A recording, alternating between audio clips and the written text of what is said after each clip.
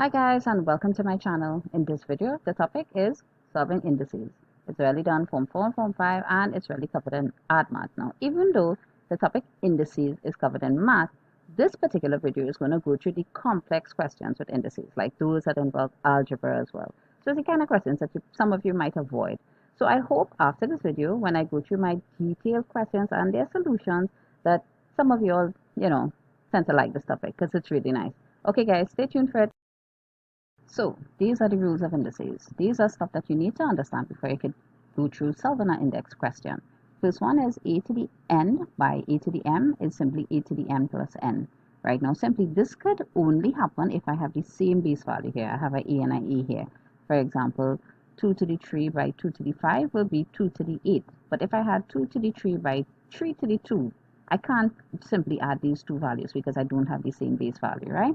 Now similarly, if I had a to the n raised to the power of n, it simply means I'm multiplying the two. A to the m divided by a to the n is simply a to the m minus n. A to the 0 is 1. That's the easiest rule. A to the minus 1 is 1 on a. A to the minus m is 1 on a to the m, right? This tends to confuse some students, like if I had 2 to the minus 3. First, this minus means that I am flipping this 2. This is really 2 over 1.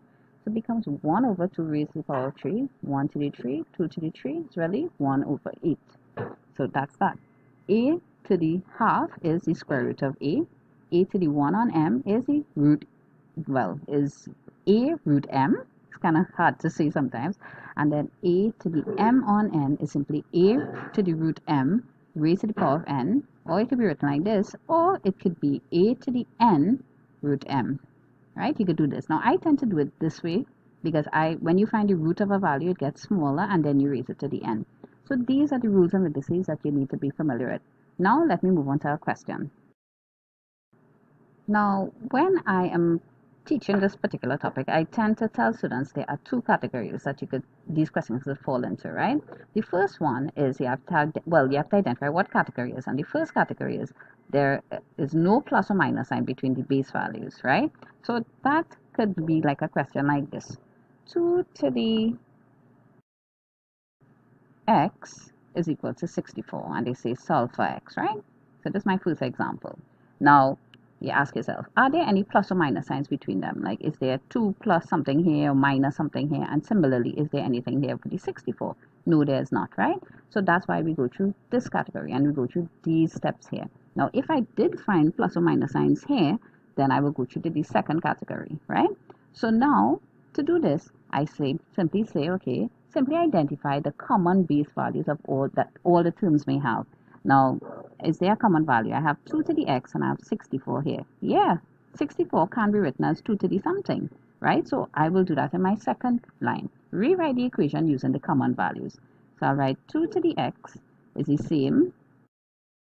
Well, 64 is really 2 to the 6. I'll put 2 to the 6 here for 64. And then I can merge all the values on the left-hand side into 1. Well, I don't need to do that because I already have that. 2 raised to the power, 2 raised to the power. So I jump to this step D. Drop the base value and they should be the same. Yeah, they are the same. It's 2 and 2, so I'm dropping them. And I'm simply using the index value and solving for x. This was simple. It's just x is 6.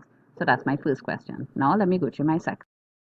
Example 2 now. We have 2 by 8, which is raised to the power of x plus 2, is equal to 16, which is raised to the power of x plus 1. So we're going to ask ourselves, what category does this fall into? Now we're seeing that there are pluses there are pluses here up in the index value, but there are no pluses here, right? There's not like a plus sign in between the 2 and the 8, nor is there a value that's adding or minus in here with the 16, right?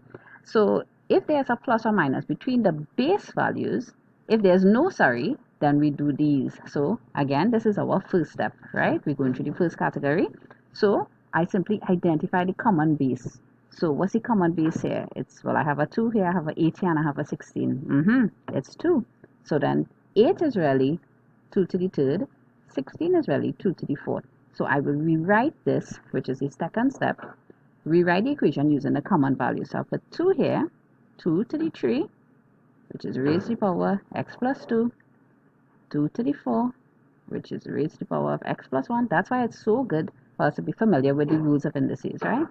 So now this is powers, right? So this means I'm multiplying. So I go 2 to the 3x plus 6 is equal to 2 to the 4x plus 4. Again, now this is multiplying. So this is 2 to the 1 multiplied by this becomes 2 to the 3x plus 6 plus 1, 2 to the 4x plus 4. Now 2 to the 3x plus 7, 2 to the 4x plus 4. Merge all values on the left hand side to one value raised to a power, and merge all the values on the right hand side to one value raised to the same power. Done.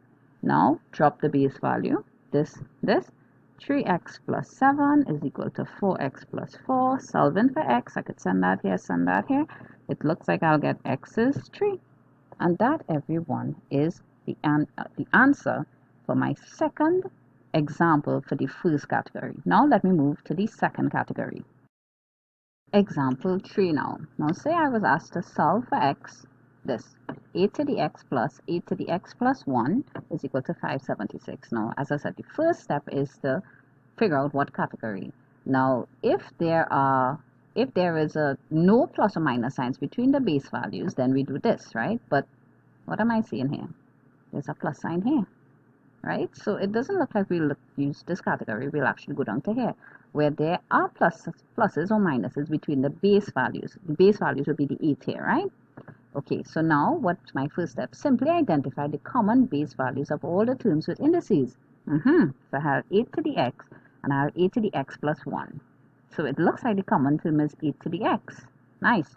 So what I'll do is I'll cover this. I need to rewrite the equation using the common value. So I'll go like this. 8 to the x plus 8 to the x by 8 to the 1, because that's the same as x plus 1, is equal to 576. So substitute, say y is equal to the common value for both sides. Nice. So now I'm going to say let y be equal to 8 to the x. So this would actually become y on the side, because 8 to the x is y, plus y by 8 is equal to 576, which is really y plus 8y is equal to 576. So I've done this now. I need to solve for y. Easy stuff. 9y is 576. So y is 576 divided by 9, which turns out to be 64, right? So again, I've done this, solve for y, and then I need to solve for my unknown. Now my unknown wasn't y, guys. My unknown was x.